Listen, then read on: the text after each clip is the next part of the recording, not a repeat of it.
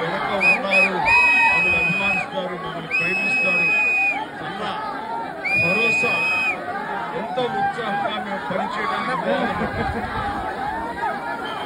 అలాగే ఈ గురించి మధ్యలో సందర్భంగా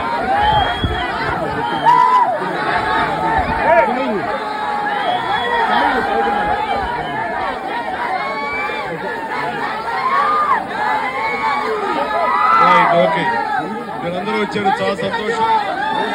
ప్రతి ఒక్కరికి హృదయపూర్వక ధన్యవాదాలు. ఈ ఉత్సాహం ఇలాగే ఉండాలి.